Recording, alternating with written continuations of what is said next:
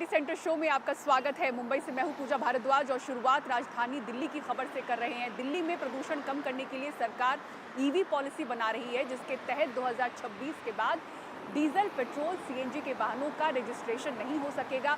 हालांकि ये अभी प्रस्ताव है, पॉलिसी को मंजूरी नहीं मिली है। दिल्ली का प्रदूषण कम करने के लिए दिल्ली सरकार एक बहुत ही क्रांतिकारी कदम उठाने जा रही है। हालांकि अभी जो है इसका एक पॉलिसी ड्राफ्ट तैयार किया गया है।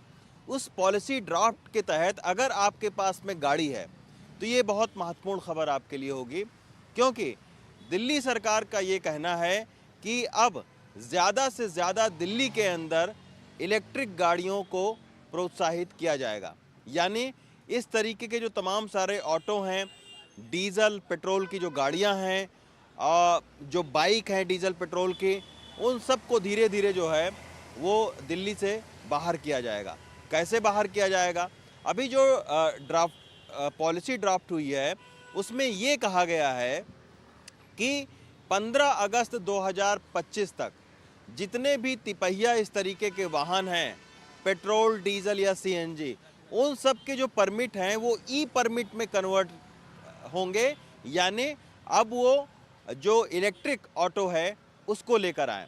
अब इसमें क्या फ़ायदा क्या है और क्या नुकसान है? दरअसल इस तरीके के जो ऑटो हैं सीएनजी के, वो अभी इनकी कीमत है तकरीबन 7 साढ़े 7 लाख रुपए। ये जो इलेक्ट्रिक ऑटो हैं इनकी कीमत है 4 साढ़े 4 लाख रुपए, माफ़ करिएगा। तो ये ई परमिट में इनको बदला जाएगा। लेकिन दिक्कत क्या है ऑटो ड्राइवरों के साथ में कि इनके घर उस तरीके से नहीं होते हैं कि वो अपने ऑटो को चार्ज कर सकें। अब इसके लिए क्या दिल्ली सरकार पॉलिसी बनाएगी, ये देखने वाली बात होगी। दूसरा एक सबसे अहम कदम ये होगा कि जो पेट्रोल, डीजल की जो दो पहिया या सीएनजी की जो दो पहिया गाड़ियां हैं, उनको भी कहा गया है कि उनका भी पंजीकरण जो है वो 2026 के बाद से नहीं होगा। यानी उनको भी इलेक्ट्रिक वाहन लेना पड़ेगा, ई जो व्हीकल है उनको अपनाना पड़ेगा। तीसरी एक सबसे महत्वपूर्ण बात इस ड्राफ्ट पॉलिसी में कही गई है कि दिल्ली में जिनके पास एक पते पर 2 गाड़ियां हैं, उनको तीसरी या उससे ज़्यादा जो गाड़ियां हैं वो इलेक्ट्रिक लेनी पड़ेंगी। ये एक पॉलिसी जो है वो बनाई जा रही है। चौथी महत्वपूर्ण बात ये कही गई है कि अभी तक जो दिल्ली सरकार के कूड़ा या कचरा या और दूसरे कामों के लिए डीजल, पेट्रोल या सीएनजी की गाड़ियां थीं, उनको भी फेज आउट जो है वो बाहर किया जाएगा और उनको भी इलेक्ट्रिक जो ट्रक हैं वो सरकार लेगी और उनके ज़रिए जो है ये सारा काम वो करवाएगी। पांचवी अहम बात कही गई है कि जो इंटर स्टेट बसें हैं वो भी अब जो है वो सीएनजी या डीजल पेट्रोल की नहीं होंगी, उनको इलेक्ट्रिक बसों में कन्वर्ट किया जाएगा। हालांकि ये अभी केवल पॉलिसी जो है वो बनाई जा रही है।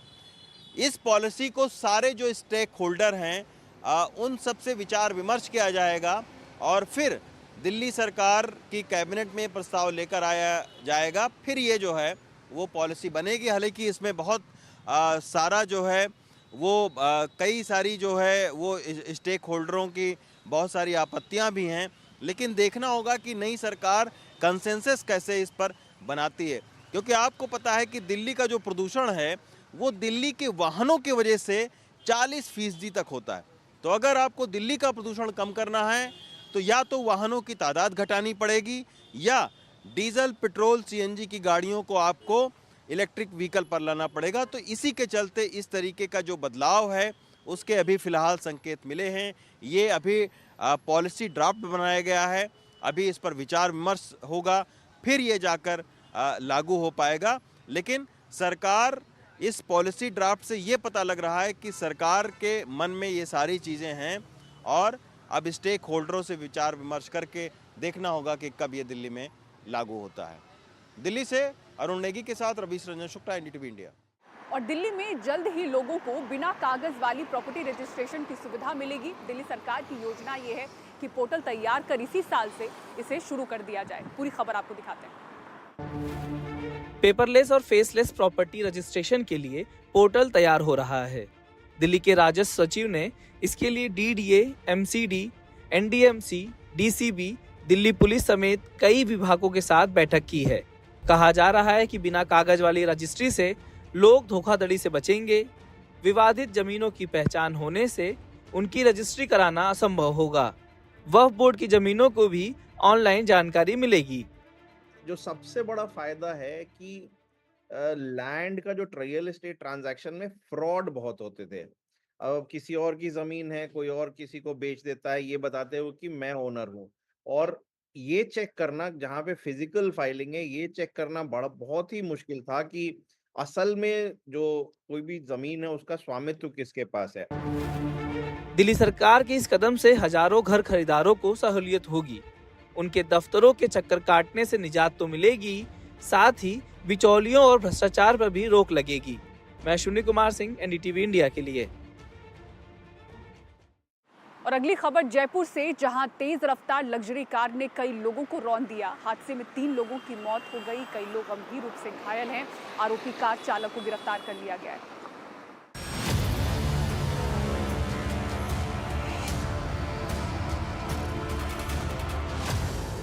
सफेद रंग की एक बेकाबू गाड़ी मौत की तरह लहराती हुई आई और कई जिंदगियों को मौत का काला कफन पहना दिया।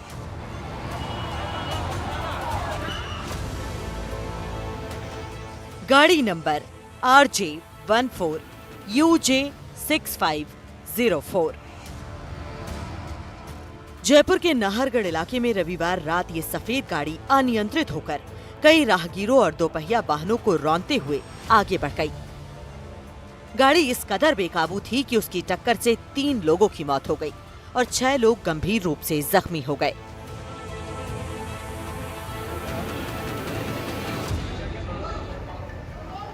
कोने में यहाँ खड़े हुए थे हम 2 जने, बात कर रहे थे। वो आके सीधा पहले तो इस कोने के अंदर 3 जनों के ऊपर गाड़ी चढ़ा दिया था। तो उसने यहाँ से वापस बैक करके फिर चढ़ाता हुआ सीधा गाड़ी को उसको रोकना चाहा लोगों ने, तो वो सीधा भगाता हुआ गाड़ी को लेके गया। आगे जाके उसने 50 मीटर के ऊपर आगे जाके एक गाड़ी के ऊपर ऑन द स्पॉट गाड़ी चढ़ा दी। इसमें एक लेडीज थी, एक जेंट्स था, एक बच्चा था। वो ऑन द स्पॉट वो तो उसी टाइम मौके पर खत्म हो चुके थे एक तरीके से। फिर आगे जाके पब्लिक उसके पीछे और पड़ी, तो वो गाड़ी का बेकाबू होकर और तेज भगाया। आगे जाके 50-60 मीटर पे और जाके फिर और पब्लिक के ऊपर गाड़ी चढ़ाता हो गया। मैं उसके पीछे से यहीं से गाड़ी उसके पीछे करता हुआ जा रहा था। तो आगे जाके अपना फूटा कोट पड़ता है 500 मीटर पे जाता है घुमाओ पे टेके के, वहाँ पे एक गाड़ी खड़ी थी 4 व्हीलर उसके आगे आई थी। उससे उसने वहाँ पे गाड़ी दी कि उसने देखा कि मेरे पीछे कोई नहीं आ रहा। तो मैं पीछे था, मैं गाड़ी रोक के उसके पास जाके उसको बोला भाई तू गाड़ी को एक बार साइड में तो ले, पीछे इतने जनों को तू उड़ा के आ रहा है, क्या है क्या नहीं है। तो वो तो गाड़ी को कांच ऊपर चढ़ा था। उससे पहले मैंने गेट पकड़ लिया, उसका गेट पकड़ा तो गाड़ी को और स्पीड में डबल भगाया। तो मेरे को लेके गाड़ी के साथ साथ ही लेता हुआ जा रहा था। तो मैंने आगे जाके घुमा होता, गाड़ी चल रही थी, गाड़ी के साथ में लटका हुआ था विंडो पे, गाड़ी चल रही थी, गाड़ी की स्पीड करीबन उसने 70-80 और कर दी थी। तो उसको ले जा रहा था। आगे जाके राइट घुमा होता है, राइट में मेरे को मालूम था, मेरे को भी जान का जोखिम है, ये मेरे को भी इधर कहीं ना कहीं करेगा। तो मैंने उसकी गाड़ी के लेफ्ट साइड स्टीयरिंग घुमा के एक दीवार के अंदर गाड़ी को रोक दिया। गाड़ी चलाने वाले का नाम उस्मान हसन है, जिसे पुलिस ने गिरफ्तार कर लिया है। उस्मान जयपुर में VKI इलाके में लोहे के बेड बनाने की फैक्ट्री चलाता है। मेडिकल जांच में पता चला कि गाड़ी चलाते वक्त उस्मान नशे में धुत था। जिस कार को वो चला रहा था वो आरोपी की फैक्ट्री के नाम से ही रजिस्टर थी। ये मामला भले ही हिट एंड रन का था, लेकिन आरोपी के नाम को देखकर इसे तुरंत सांप्रदायिक रंग दे दिया गया। लोग जब विरोध में सड़क पर बैठ गए तो स्थानीय विधायक बाल मुकुंद आचार्य भी पहुँच गए। आचार्य ने जो कुछ कहा पहले उसे सुनिए।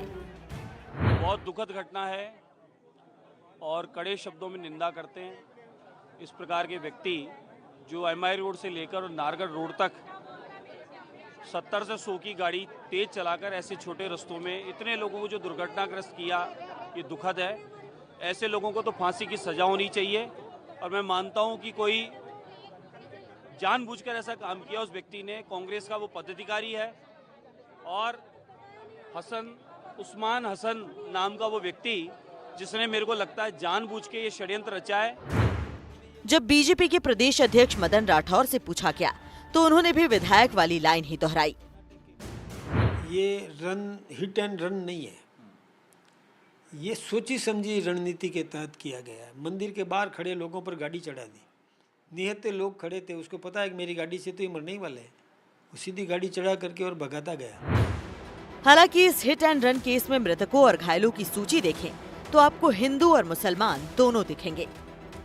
इस मामले में मरने वालों में वीरेंद्र सिंह, ममता कंवर और अवधेश पारिक शामिल हैं, जबकि घायलों में मुनेश सोनी, मोहम्मद जलालुद्दीन, दीपिका सैनी, विजय नारायण, जेबुन्निशा और अंशिका शामिल हैं। जब दुर्घटना के शिकार हिंदू मुस्लिम दोनों तबके के लोग हुए तो फिर ये साजिश कैसे हुई? सभी घायलों का सवाई माधोसिंह अस्पताल में इलाज चल रहा है। वहीं मृतकों के परिजनों को 50 लाख रुपए और संविदा पर नौकरी देने की घोषणा सरकार ने की है। वैसे इस घटना से पूरे इलाके में सनसनी फैल गई। पुलिस ने मौके पर जाकर हालात का जायजा लिया और आगे जांच चल रही है। घटना का कारण जो है, जो एक उस्मान नाम का व्यक्ति था जो कि ड्रिंक किया हुआ था और एक एक्सीडेंट होने के बाद में उस रोड के ऊपर तेज गति से गाड़ी चलाते हुए अन्य एक्सीडेंट भी किए। जो आरोपी था उसको गिरफ्तार कर लिया है। इसके अलावा गाड़ी थी वो भी डिटेन कर ली है और आगे की कार्रवाई कर रहे हैं, पोस्टमार्टम वगैरह करवा रहे हैं। वैसे पुलिस के सामने अब साजिश वाले एंगल से भी जांच की चुनौती है। जयपुर में सुशांत पारिक के साथ एनडीटीवी इंडिया की रिपोर्ट। महाराष्ट्र के उप मुख्यमंत्री एकनाथ शिंदे के खिलाफ टिप्पणी को लेकर एफआईआर रद्द करने की कुणाल कामरा की याचिका पर बॉम्बे हाई कोर्ट ने महाराष्ट्र सरकार से जवाब मांगा है। वीडियो कॉन्फ्रेंस के जरिए पुलिस के सामने पेश होने के कुणाल कामरा के अनुरोध पर हाई कोर्ट 16 अप्रैल को विचार करेगा। हाई कोर्ट ने राज्य सरकार को जवाब दाखिल करने का निर्देश दिया है। कुणाल कामरा के वकील ने हाई कोर्ट में कहा कि उनके मुवक्किल को जान से मारने की धमकियां मिल रही हैं, इसलिए उन्हें वीडियो कॉन्फ्रेंस के जरिए पुलिस के सामने पेश होने की अनुमति दी जानी चाहिए। याचिका में कहा गया है कि एफआईआर दुर्भावना के इरादे से दर्ज की गई थी और सत्ता का घोर दुरुपयोग किया गया। एफआईआर जल्दबाजी में दर्ज की गई। ये मौलिक अधिकार का हनन है। जान को खतरा होने के बावजूद पुलिस ने वीडियो कॉन्फ्रेंसिंग के जरिए पेशी की बात नहीं मान रही है। कुणाल कामरा मुंबई आने से बचने की हर संभव कोशिश कर रहे हैं, लेकिन शिंदे की शिवसेना के नेता उनका इंतजार कर रहे हैं। बहुत मर्द आदमी है ना, बोलता तो बड़ा शानदार है। आ जाओ अभी, डर किस बात का है? लोगों के कपड़े उतारने की बात करता है, लोगों को गद्दार बोलने की बात करता है। वो जब भी मुंबई में आएगा उसको उसी तरीके से जवाब दिया जाएगा। अगली सुनवाई पर पता चलेगा कि क्या एफआईआर रद्द होती है या कामरा को पुलिस के सामने पेश होने से राहत मिलती है। मुंबई से अभिषेक अवस्थी की ब्यूरो रिपोर्ट, एनडीटीवी इंडिया। बोतलों में मिलने वाला पानी पीने लायक नहीं रह गया है। लैब टेस्ट में कई ब्रांड का पानी सेहत के लिए ठीक नहीं पाया गया। किन किन बीमारियों का इससे खतरा है, इस रिपोर्ट में आपको दिखाते हैं। बनावटी रंगों के इस्तेमाल से बने खाने पीने के सामानों के बाद अब बोतल बंद पानी के कई सैंपल भी पीने के लायक नहीं पाए गए हैं। एक विशेष अभियान के तहत बोतल बंद पानी के 296 नमूने जांच के लिए जमा किए गए। एकत्र किए गए 255 नमूनों की जांच के बाद 72 सैंपल्स तो खड़े उतरे, लेकिन 95 सैंपल पीने के लायक नहीं निकले और 88 नमूने खराब क्वालिटी के पाए गए। बाकी नमूनों की जांच चल रही है। सरकार का कहना है कि अभियान जारी रहेगा और दोषी लोगों पर कार्रवाई भी होगी।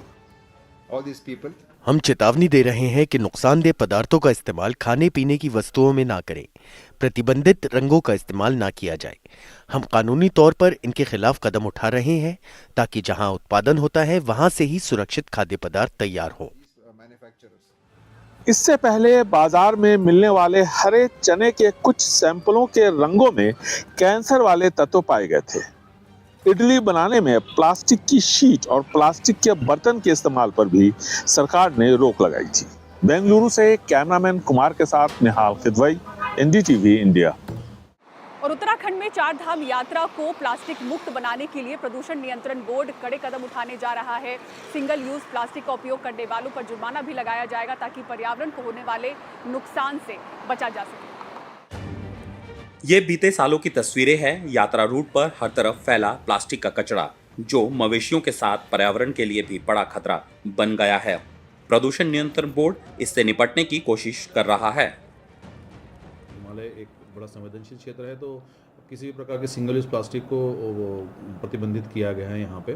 दूसरा इंपॉर्टेंट कंपोनेंट है कि अगर कोई प्लास्टिक का यूज़ कर रहा है वहाँ पे, तो उसमें एक अवेयरनेस जनरेट करते हुए प्लास्टिक की बॉटल है या वो है, उसमें हम लोग डिजिटल डिपॉजिट रिफंड सिस्टम के माध्यम से वो वापस भी लेने की व्यवस्था अपना रहे हैं वहाँ पे। पॉलीथीन बैग्स के बजाय देने के बजाय जो है हम लोग यहाँ क्लॉथ बैग की वेंडिंग मशीन्स भी लगा रहे हैं। अब टैक्सी चालकों और श्रद्धालुओं को वाहनों में कचरे के लिए बैग रखना होगा।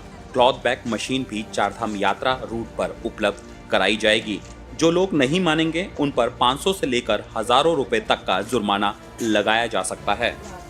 अगर कोई भी इस प्रकार की अवैध गतिविधि में लिप्त है या अवैध रूप से प्लास्टिक उत्तराखंड में लेके आ रहे हैं, सिंगल यूज प्लास्टिक, अन्य प्रकार के प्लास्टिक जो प्रदूषण के दायरे में आता है, तो उनके ऊपर कानूनी कार्रवाई संबंधित सक्षम अधिकारी द्वारा की जाएगी। अब ये देखना होगा कि प्रदूषण नियंत्रण बोर्ड कितनी कड़ाई से अपने नियमों को लागू कर पाता है, लेकिन पर्यावरण को सुरक्षित रखने की जिम्मेदारी आम लोगों की भी है। और सिटी सेंटर शो में इतना ही। खबरों के लिए देखते रहें NDTV इंडिया।